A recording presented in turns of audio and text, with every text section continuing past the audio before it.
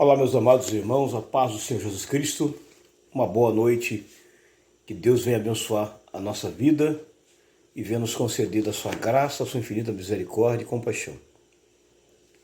Hoje nós vamos fazer o resumo da Escola Bíblica Dominical, lição de número 4, lição do dia 23 de janeiro de 2022. O tema dessa lição, o pecado e suas consequências. Então a gente sabe que tudo que a gente faz tem as suas consequências. Então a gente deve primeiro analisar antes de fazer qualquer coisa, para nós não termos consequências. Vivemos num mundo hoje, tá? Que a gente tem que pensar duas vezes ou até mais antes de fazer qualquer coisa, para que depois não venhamos sofrer as consequências, porque elas sempre vêm, tá? As consequências sempre virão. Disso nós não estamos isentos, ou seja, livres. Isso vai sempre vir, isso vai sempre acontecer na nossa vida. Então nós temos que tomar muito cuidado com isso sempre, tá? Tomar toda cautela, né? Tomar toda cautela, todo critério, porque o pecado tem as suas consequências. Tá?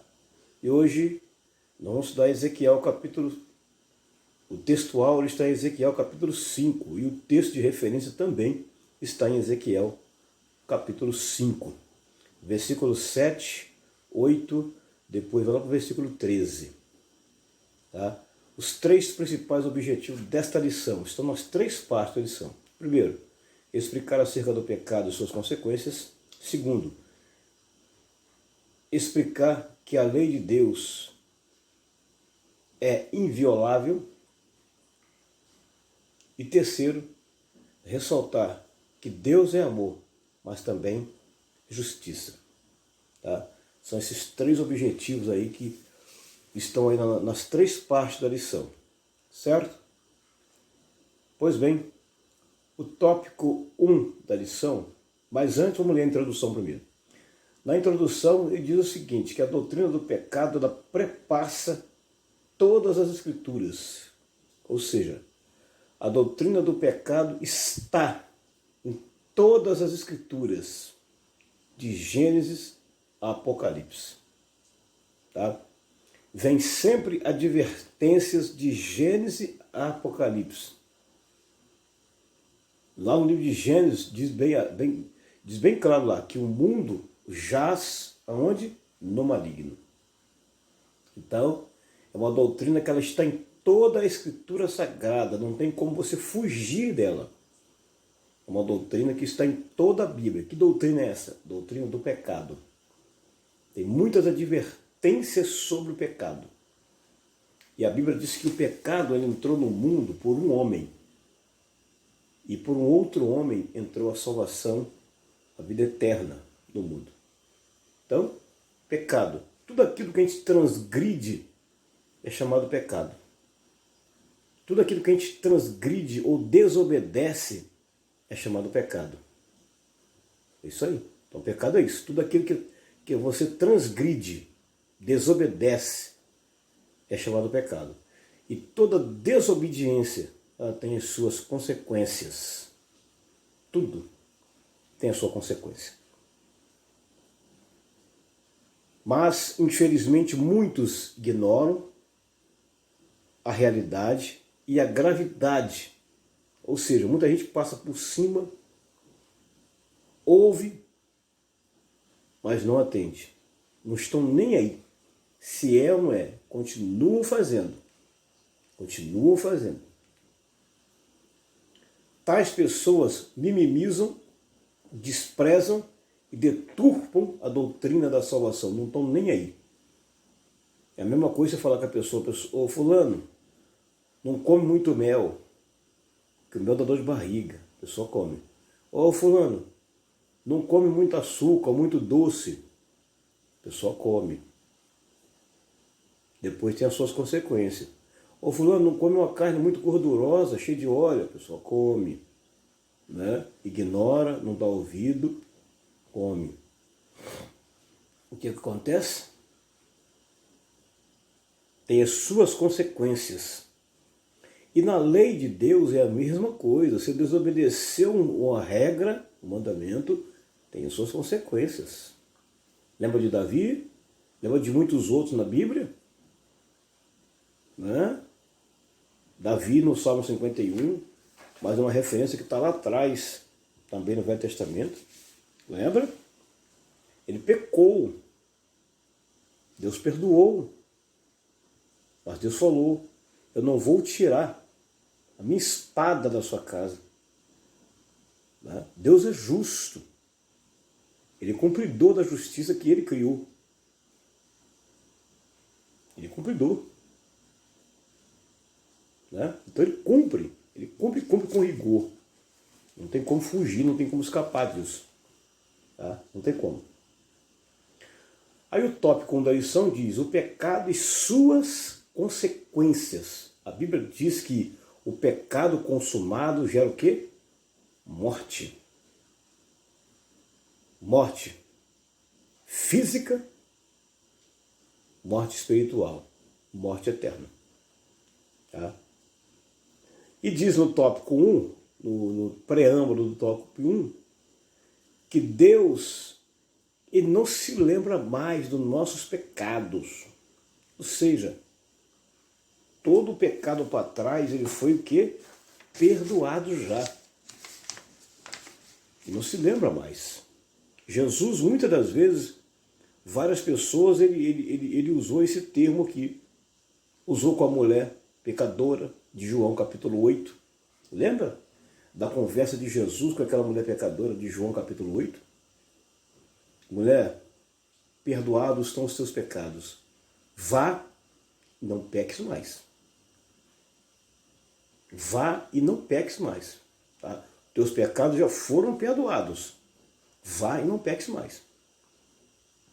Encontramos várias passagens Jesus usando isso aí com as pessoas, perdoando e dando uma advertência. Isso é, perdão e advertência. Hoje é a mesma coisa.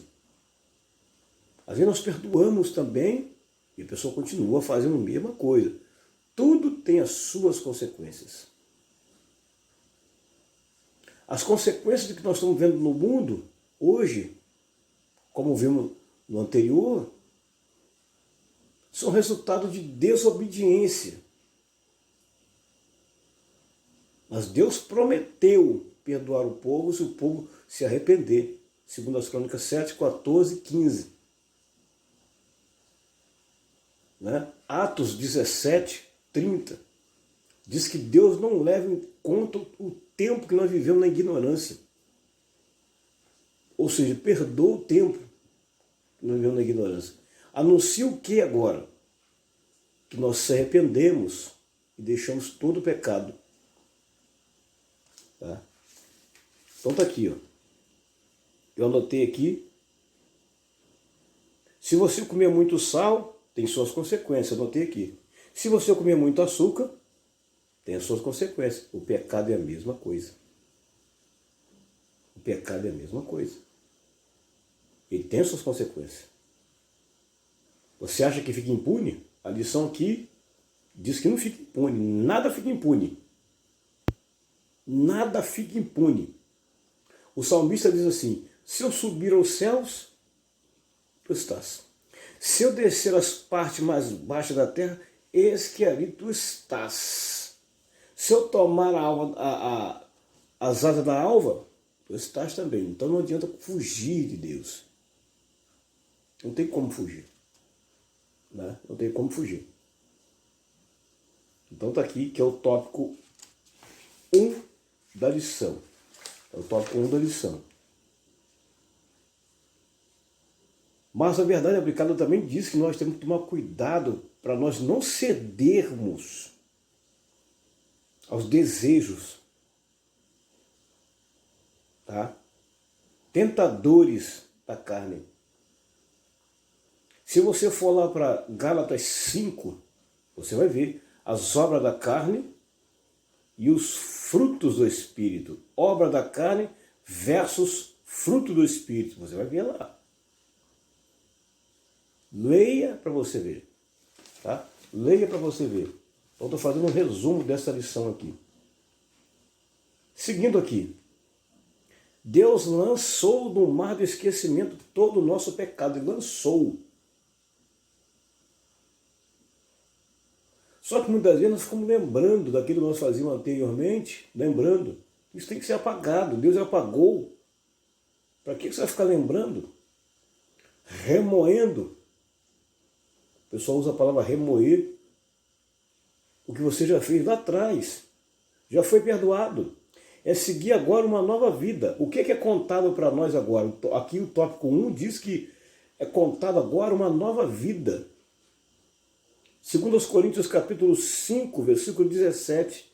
E assim, se alguém está em Cristo, nova criatura é. As coisas velhas já passaram e eis que tudo se fez novo. Eis que tudo se fez novo. Então Deus já perdoou. A nossa vida, ela é contada agora, tá? Daqui para frente. A partir do momento que você recebeu o perdão, os seus pecados lá para trás foram zerados. Você recebeu o perdão de Deus. Então seus pecados para trás já foram perdoados. Agora ele conta a sua vida daqui para frente. Daqui para frente que é contada a sua vida. Para trás, não. É o que diz aqui a lição. Bem claro aqui. Está bem explicado. Isso quer dizer que os pecados perdoados não serão mais imputados. Não entrarão na balança, nem na contagem para impedir a salvação. Ou seja, esses pecados já foram perdoados por Deus. Deus já perdoou eles. Eles não são mais imputados, não. Eles não impedem você de ser salvo, não. O que vai impedir você de ser salvo são os pecados que você cometer agora, depois de perdoado. Esse sim, mas os antigos não. Que já foi perdoado. O que vai ser agora contado é o que você fazer daqui para frente. Aleluia. Deus, ele é justo, ele usou a misericórdia para isso. O que é misericórdia? É ter compaixão alheia. Ele usou a misericórdia para isso. Para poder perdoar o homem. Poder perdoar o homem. Que é o tópico 1. Também a pessoa não vai ficar saindo por aí pecando deliberadamente, não. Né? Com conhecimento de causa. Não ficaremos impunes. Quando você sai por aí pecando deliberadamente, você acha que vai ficar impune? Só porque recebeu o perdão? Ah, não, Deus já perdoou tudo. Não, então eu vou fazer de novo e vai me perdoar de novo. Não, vou fazer de novo e vai me perdoar de novo. Né? Não, pô, você já foi perdoado, isso não quer dizer que você vai continuar pecando por aí, achando que Deus vai ficar toda hora te perdoando. Não funciona assim. Né? Segundo a lição está dizendo para nós, não é assim que funciona. Não fica impune, não. Tem um castigo, que é a consequência. Tem um castigo. Tá? O Senhor Jesus advertiu o homem que havia sido curado para não repetir o pecado, ou seja, continuar nele, para que não lhe acontecesse algo pior. Olha aí. Sempre tem uma advertência na Bíblia Sagrada acerca do pecado, só que muita gente, infelizmente, ignoram, zombam, riem e não aceitam. Porque eles ficam presos, sabem o quê? Naquele versículo de lamentação de Jeremias, que as misericórdias do Senhor se renovam todo dia. Então muita gente fica preso naquilo, pega carona naquele versículo, então acha que pode sair pecando a torto direito por aí. E tem muita gente assim, saindo pecando a torto direito aí. Mas dê uma voltinha segundo as Crônicas 7:14, você vai ver bem claro. É necessário muitas das vezes confessar o erro. E a Bíblia também diz que quando for pecado para a morte, nós não devemos nem orar pela pessoa. Diz a Bíblia. Há pecado para a morte. E contra esses eu digo que nem oreis. É uma Bíblia Sagrada. Então, a pessoa abusa demais e sai por aí cometendo pecados e mais pecado atrás da outro. E pecado consumado, diz a Bíblia, que gera morte. E diz a Bíblia também que o salário do pecado é a morte. Mas o dom gratuito de Deus é a vida eterna por nosso Senhor Jesus Cristo. Esse é o tópico 1 da lição, o 1.1. Ele vai falar sobre a revelação do pecado, dos pecados de Israel. Deus revela categoricamente os pecados da nação de Israel. Deus revelou para quem? Aqui Deus revela para o profeta Ezequiel. Ele revelou para o profeta que aquela nação estava em pecado. Só que a nação não deu ouvido. E qual foi a consequência da desobediência deles? Ficaram cativos durante 70 anos. Isso é consequência. Essa é uma consequência. Tá? Foram levados para o cativo durante 70 anos. Isso é consequência. Bom essa pessoa der ouvido àquilo que está sendo falado. Quando a pessoa não dá ouvido, não dá crédito àquilo que está falando, a pessoa paga um preço muito caro. São as consequências. Toda desobediência tem as suas consequências. Então todo pecado tem as suas consequências. Tá? Então a nação de Israel pagou muito caro por isso, muito caro mesmo, pela desobediência deles, muito caro mesmo. E Deus usou muitas e muitas das vezes, tá, o profeta Ezequiel para advertir eles. Mas não foi só o profeta Ezequiel, Deus usou todos os profetas para advertir a nação de Israel. A mesma advertência serve para a nação de hoje também. Que se continuar em pecado, tem as suas consequências. Tem as suas consequências. Nada passa batido aos olhos de Deus, nada. Nada passa batido aos olhos de Deus. Porque Deus tudo vê. Deus tudo vê. Deus esquadrinha o homem. Ele conhece o homem por dentro e por fora, porque ele criou o homem. Então nada passa batido dentro dos seus olhos. Nada. Nada passa.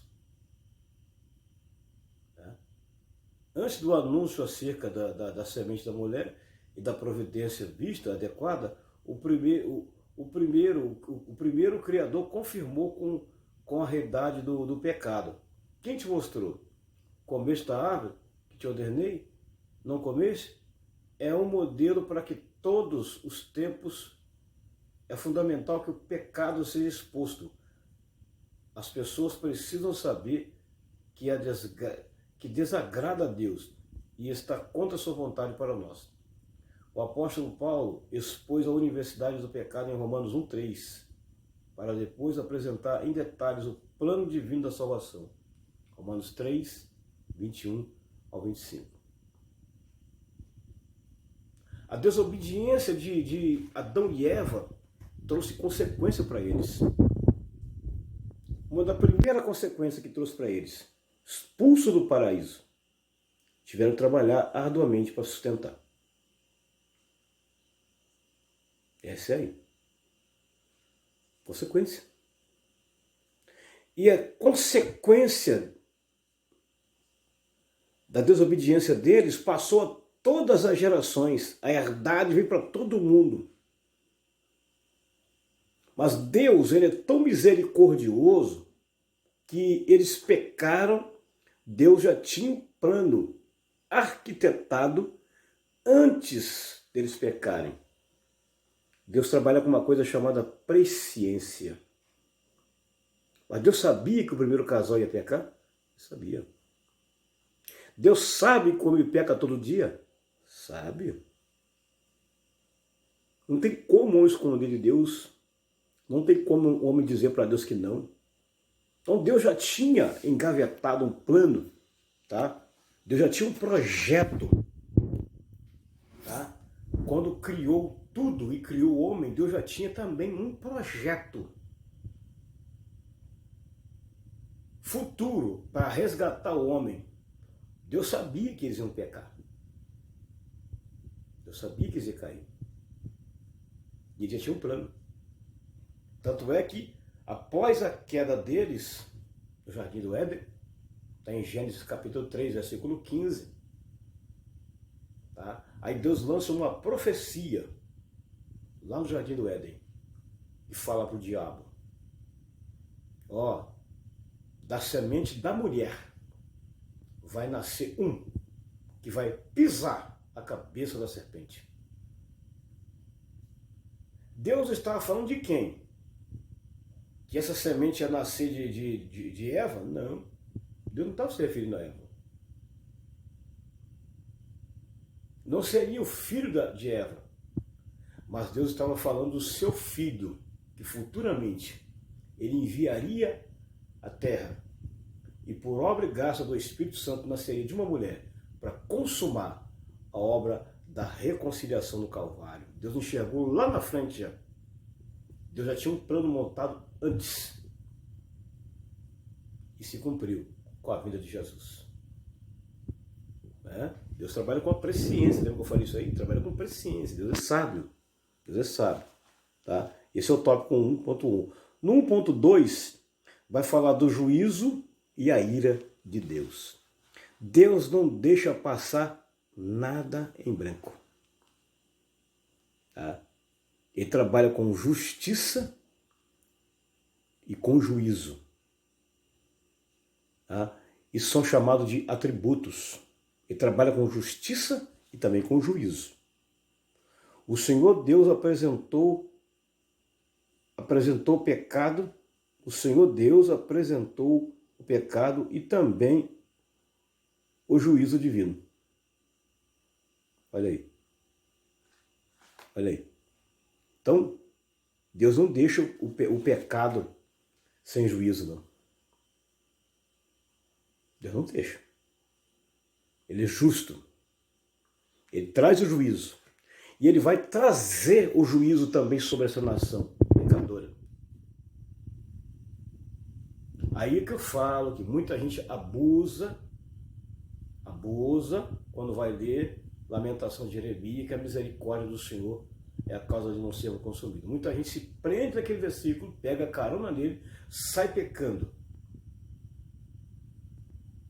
E amanhece aquela cara de taxa de manhã. Deus me perdoou, porque a sua misericórdia se renovou. Mas Deus está contando lá. Ele está observando lá de cima. Ele está contando lá. E uma hora, ele vem. Uma hora, o juízo vem. E ele vem aí. Ele vem. A Bíblia diz que ele vem aí. Né? Ele vai vir com justiça. Deus é amor, sim. Mas ele também é justiça. Se ele não aplicar a justiça, só o amor, se Deus não aplicar a justiça e aplicar só o amor, significa que Deus está conivente com o pecado. E se tem uma coisa que Deus não é, conivente com o pecado. Ele não aceita o pecado. Porque ele é santo. Então ele tem que aplicar a justiça. Porque a justiça é uma lei que ele criou. É uma lei que ele criou. Tá? A justiça é uma lei que Deus criou. E sendo uma lei que Deus criou, ele tem que aplicar esses critérios com o homem. Que se não aplica a justiça, significa que está passando a mão na cabeça do homem e concordando com o pecado. Isaías capítulo 59, versículo 2. Depois você lê lá. Você vai ver. Os vossos pecados fazem divisão entre vós e o vosso Deus. Está em Isaías 59, versículo 2.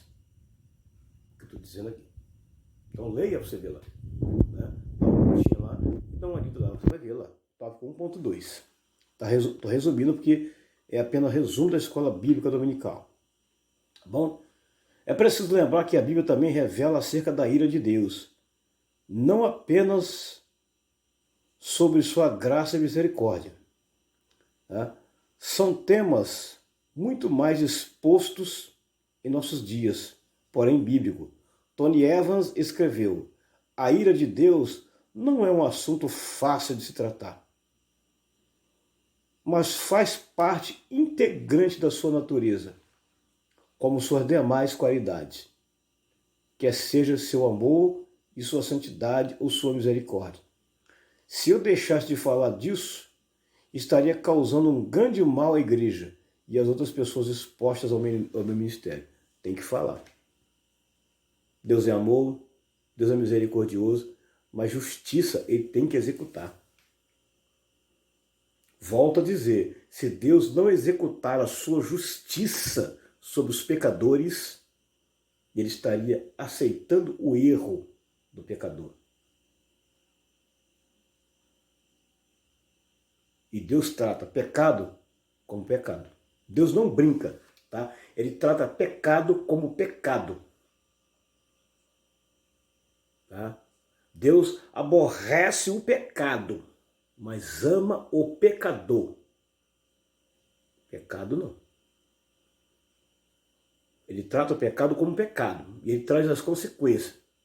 Lembra que eu falei aqui no início aqui de Davi? Pois é. Davi pecou, era o homem segundo o coração de Deus. Deus perdoou, lançou no mar do esquecimento. Mas Deus não tirou a consequência. E as consequências ficaram. E houve consequências graves mesmo.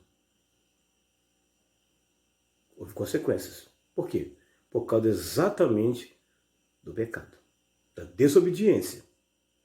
Deus primeiro adverte.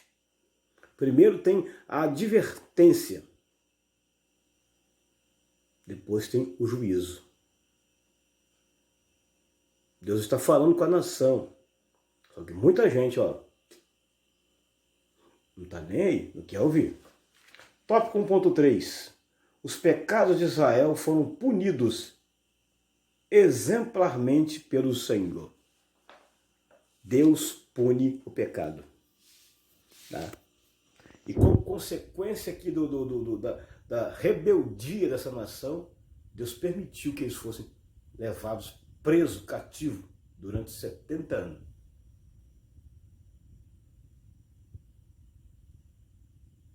Durante 70 anos. Mas o que não faltou lá no exílio, no cativeiro babilônico, foi a misericórdia de Deus para guardar eles. Mas a promessa seria que eles seriam restaurados. Olha, quase que essa nação foi varrida do mapa. Quase que essa nação rebelde foi varrida do mapa. Só isso não aconteceu por causa de um brasileiro chamado Oswaldo Aranha, que deu o voto de Minerva para que essa nação não fosse varrida do mapa. Mas isso era Deus trabalhando, sabia?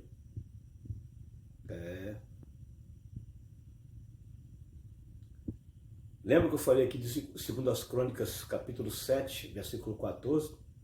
Se o meu povo, que se chama pelo meu nome, se humilhar e orar, e buscar a minha face, e se converter de seus maus caminhos, então eu ouvirei dos céus, perdoarei os seus pecados e sararei a sua terra. Tá? Guarde bem isso. Eu estou passando rápido aqui, tá? Que é só apenas um resumo. É um resumo. O tópico 2. A palavra de Deus permanece para sempre. Se tem uma coisa que Deus não muda, é a sua palavra. E ele fala isso lá em Isaías. Tá? A minha palavra não voltará para mim vazia.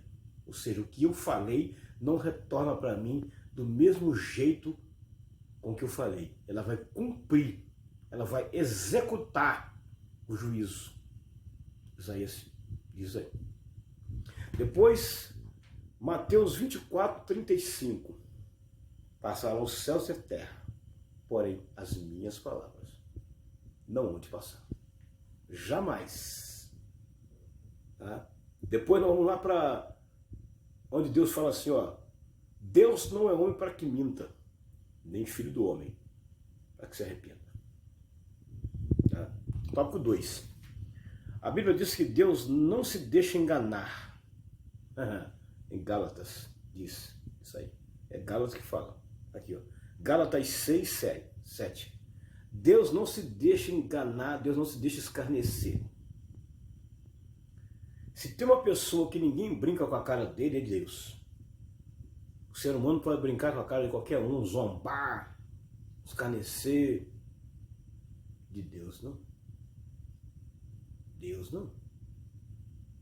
Hebreus capítulo 10, versículo 31. Horrenda coisa é cair nas mãos do Deus vivo. Leia a Bíblia, você vai ver lá. Tá? Então diz que Deus não se deixa enganar, escarnecer, zombar, porque tudo que o homem semear, isso também se fará. Uma certa ocasião, um homem plantou semente de abóbora e colheu pepino. E ele jurou que plantou abóbora, mas ele colheu pepino. Então nessa terra, nesta vida, tudo que você planta é aquilo que você vai colher. Não adianta. A lei da semeadura, isso aqui é chamado de a lei da semeadura. Tá? A lei da semeadura, ela é bem severa. E ela cumpre a rigor mesmo. Ela é fiel. Tá? Então tudo aquilo que você planta é aquilo que você vai colher. Não tem como escapar. Não tem como fugir. É o tópico 2 da referida lição. Tal princípio de semeadura aí, ó, e colheita também se aplica a semear no espírito e semear boas atitudes com o próximo. Olha aí. 2.1. O pecado deliberado é uma afronta a Deus. Aí, tá vendo aí, ó? O pecado deliberadamente, aquelas pessoas que pecam deliberadamente, as pessoas que pecam sem noção, ou às vezes tem até noção. E tem uns que pecam ciente que está pecando. Tem gente que faz sabendo que está errado. Quando a pessoa peca sem saber, tudo bem, mas tem gente que peca sabendo que está fazendo errado e continua no erro. Um ditado popular do mundo que diz assim, ó, persistir no erro é burrice. Esse é o ditado do mundo, tá? Persistir no erro é burrice. Esse é o ditado popular do mundo aí, tá? Que você não deve persistir no erro. Se você persistir no erro, você está sendo burro. É o ditado popular mundano que fala aí. E ele é bem correto, tá? Então você não deve continuar pecando deliberadamente. Se é uma afronta contra Deus, está dizendo que eles são. Muitos dizem que são nascidos de Deus, que são seguidores de Jesus Cristo, que têm o Espírito Santo, mas pecam deliberadamente, satisfazendo seus desejos pecaminosos. São atitudes que zombam de Deus e o desprezam. Olha aí. Então os que pecam descaradamente, achando que Deus não está vendo eles. Mas Deus vê. Lembra que eu falei aqui que o salmista diz lá, no Salmo 139? E no Salmo 139 o salmista diz assim, Senhor, sonda-me e vê se há em mim algum caminho mau e guia-me por caminho reto.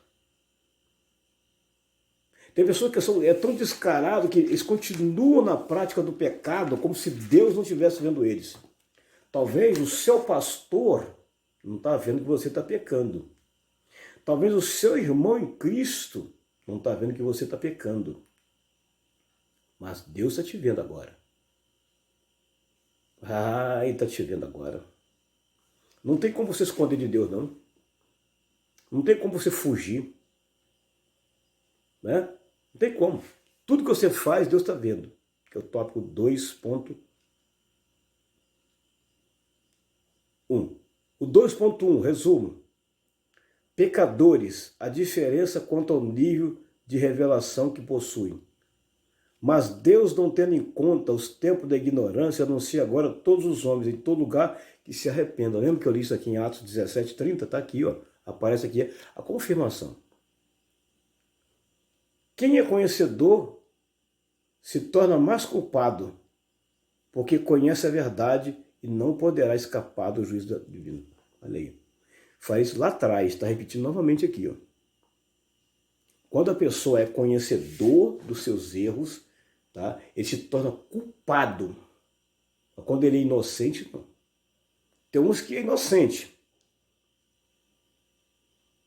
tá? Mas tem uns que não. Tem uns que continuam na prática do pecado e sabe que é pecado e não quer mudar. Acha que ele está certo, então continua no seu erro. E aí quando você for lá para Apocalipse capítulo 22, você vai ver lá. Quem vai ficar de fora? Aí se você for ver lá na parábola onde Jesus conta lá das ovelhas, dos bodes, você vai ver quem vai ficar de fora lá, naquele grande dia. Né? Do lado esquerdo, os bodes. Do lado direito, as ovelhas. Para você vai ver lá. Então nós temos que refletir em tudo que a gente faz. Tem pessoas que pegam consciente e tem uns que faz inconsciente. Uns pecam não sabendo, precisam ser orientados. É lógico, foi orientado, pecou, foi orientado o pecado. Mas tem advertência, não continua fazendo. Aí as pessoas continuam praticando. Aí não, aí a pessoa já está consciente. Aí precisa tomar uma atitude de mudar. Tá? Que é o tópico 2.2 da lição. Estou fazendo apenas o resumo. Tá? Tópico 2.3 da lição. Vamos ver o que fala para nós aqui. 2.3 da lição. O que diz para nós? Vamos que vamos. Tópico 2.3 da lição. O que diz para nós? Vamos lá. Vamos seguir a lição aqui. Israel, uma nação escolhida, mas um povo ingrato. Isso aqui é muito forte. Por eles serem um povo escolhido, eles eram muito ingratos. Sabe por quê? Essa nação aqui, na lição que nós estudamos anterior, que foi a 3, diz bem claro, só porque eles eram descendentes de Abraão, né, achavam que a salvação para eles já estava garantida. Não precisa fazer nenhum sacrifício, não precisa fazer mais nada. Um povo ingrato. Pensa numa nação que Deus abençoou de uma maneira grande. Pensa. A nação, talvez uma das nações mais abençoadas por Deus, foi a nação de Israel. Mas, porém, um povo ingrato. A palavra ingrato significa pessoa que não reconhece aquilo que alguém faz por ele. Isso é chamado de ingratidão. Quando nós não reconhecemos aquilo que alguém faz para nós somos ingratos. Deus guardou esse povo durante 70 anos no cativeiro. Eles andaram em círculos durante muito tempo. Deus guardou. Deus deu livramento. Deus mandava a lua, mandava o sol para guardar eles. Seria a luz para guiar eles.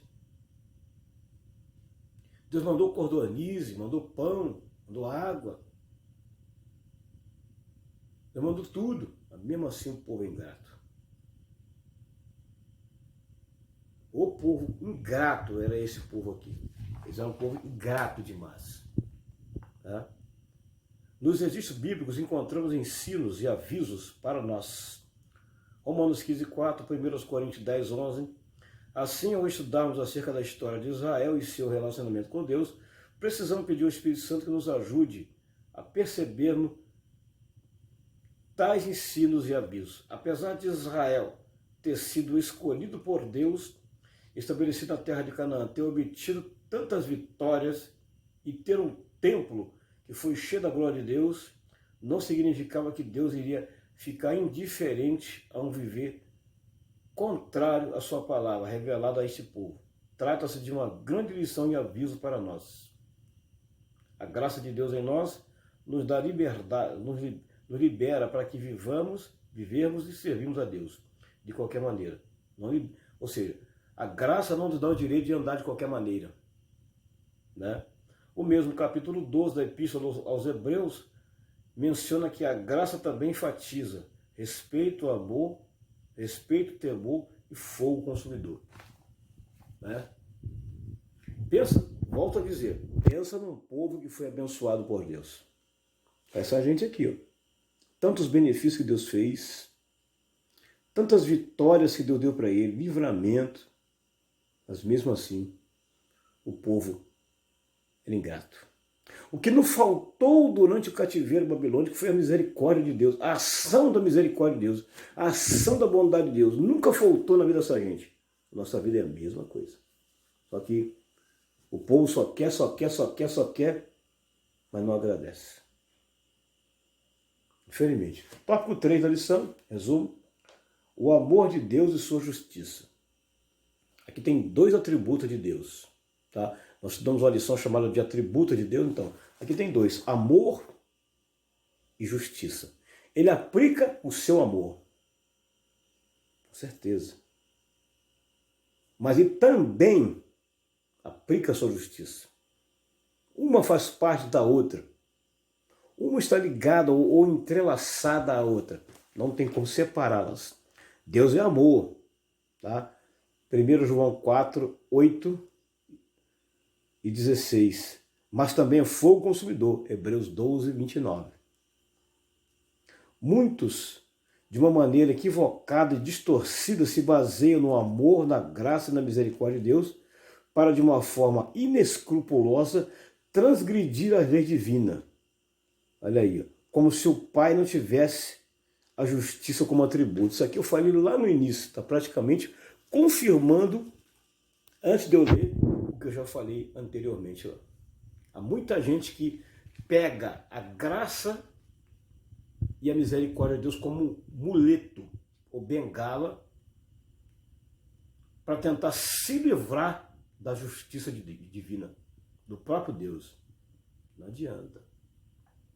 Pegar bengala, carona na justiça, na graça, no amor e na misericórdia de Deus, achando que vai continuar pecando de qualquer maneira, andando de qualquer maneira e vai se livrar da sua justiça. Não vai se livrar, não adianta.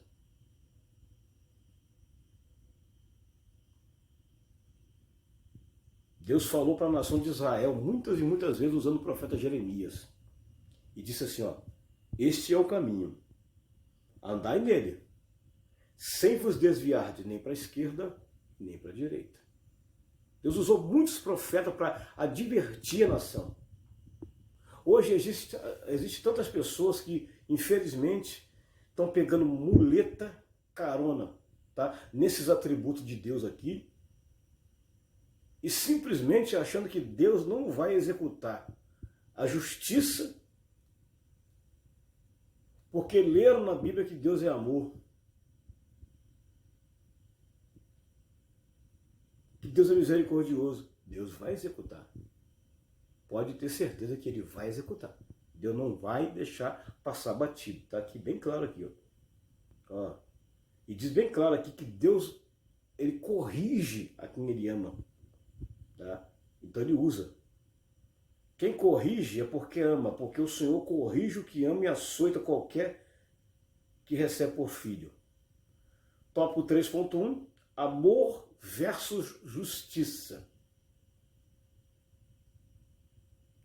O amor de Deus é insondável, 1 João 4,16, insubstituível, não fingido.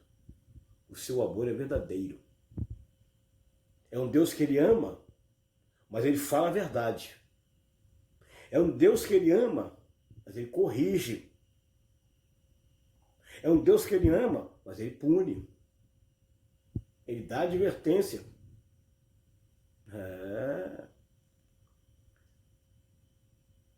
Está lá em João 3,16, que ele amou o mundo de tal maneira, tem como você medir a intensidade desse amor, o tamanho dele. Tá? Sem parâmetro, incalculável, ao ponto de dar seu filho. Né? Russell Joya diz assim, ó, a justiça de Deus inclui a penalidade do juízo. Isso aí, ó. Mas subordina essa atividade à obra global de estabelecer a sua justiça amorosa. A justiça de Deus é santa, ele traz a sua justiça com santidade. Tá? Ele traz a sua justiça com santidade, com verdade, com imutabilidade, porque ela é perfeita. Perfeita. Em Deus não há injustiça. Ele é um Deus justo e reto. O Evangelho revela a justiça de Deus, Romanos 1,17.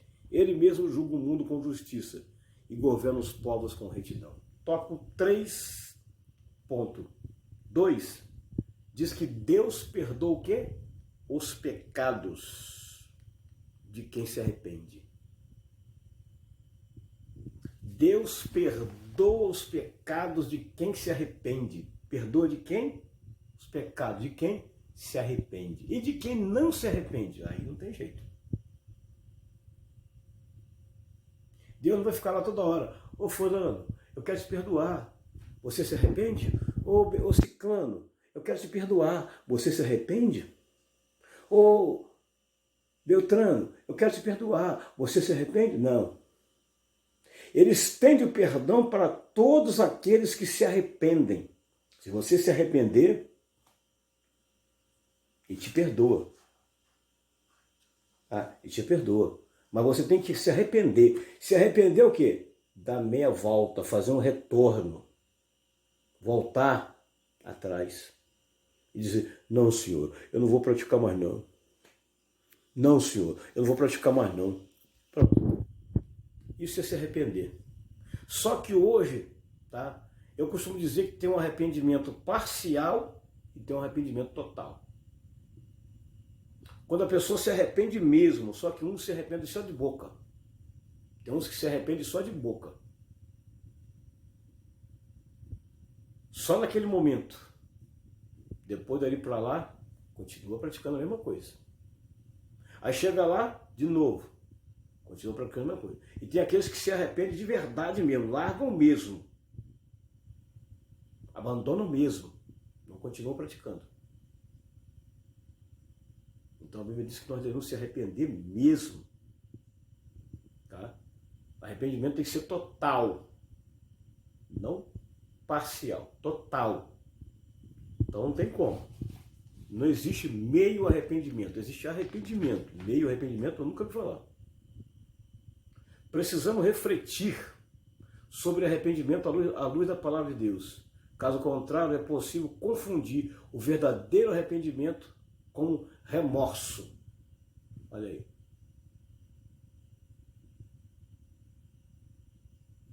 A pessoa coloca a mão na remorso, a pessoa coloca a mão na consciência. Puxa vida,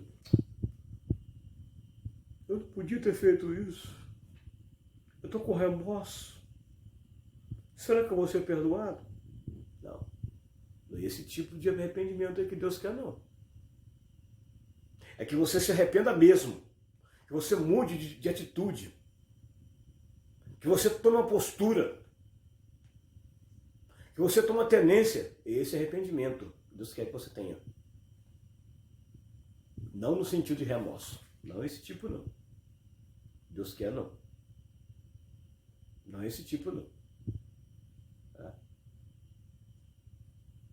O verdadeiro arrependimento com remorso, tristeza ou reconhecimento. O arrependimento para o perdão de pecados envolve um conjunto de aspectos, como convicção, contrição, confissão, mudança de atitude. Olha aí, tem que haver mudança de atitude.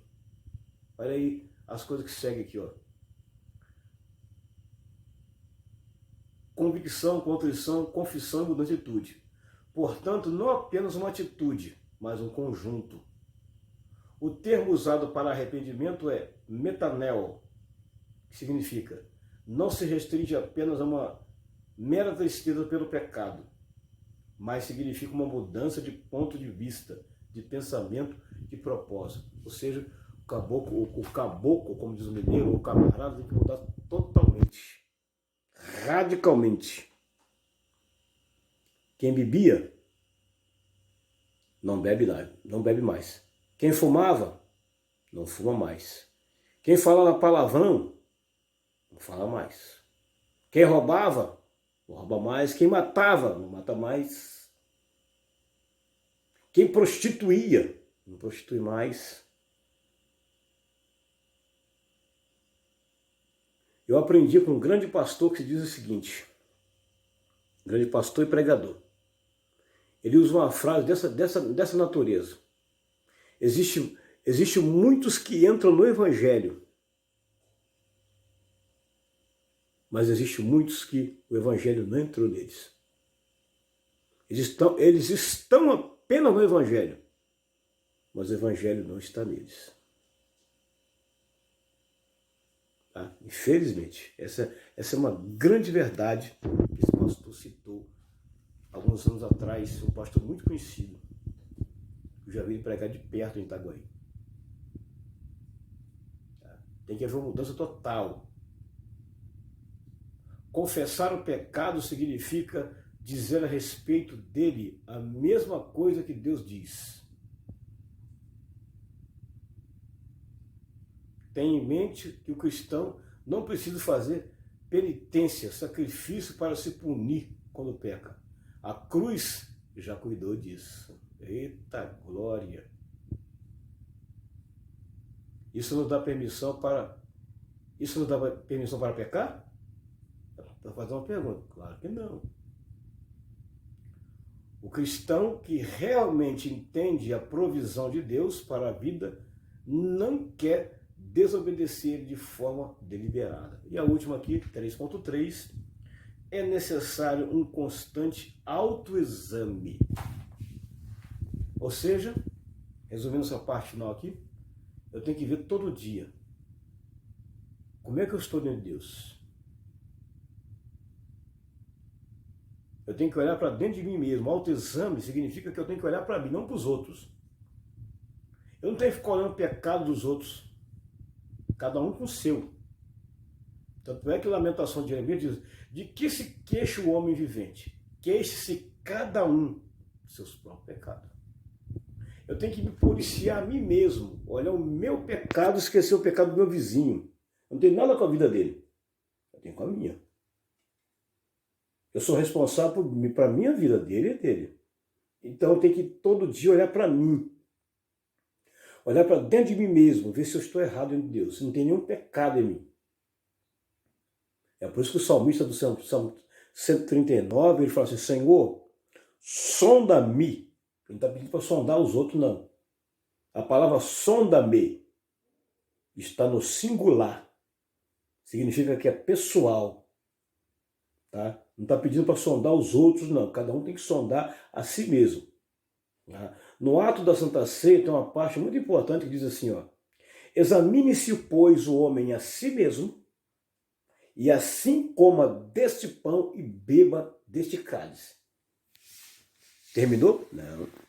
Porque o que come e bebe indignamente, come para a sua própria condenação, não discernindo o corpo do Senhor.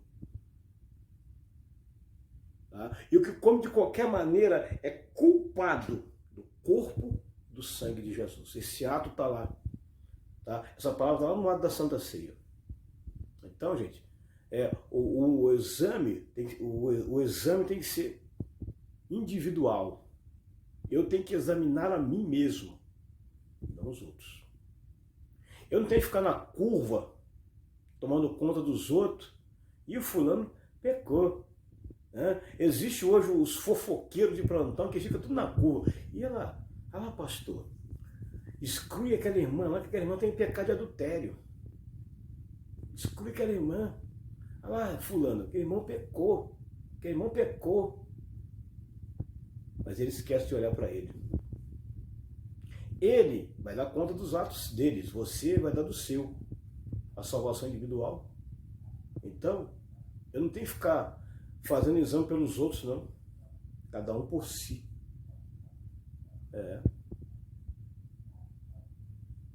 É você que tem que ver como é que você está diante de Deus. É você que tem que fazer um exame em você todo dia, para você ver como é que você está diante de Deus. E não como os outros estão, mas como você está. Pense nisso. Reflita sobre isso. Que Deus te abençoe. Que Deus te guarde em Cristo Jesus. Não se esqueça, se inscreva no meu canal, compartilhe e deixe aquele like. Amém? Fiquem todos com Deus. Até a próxima.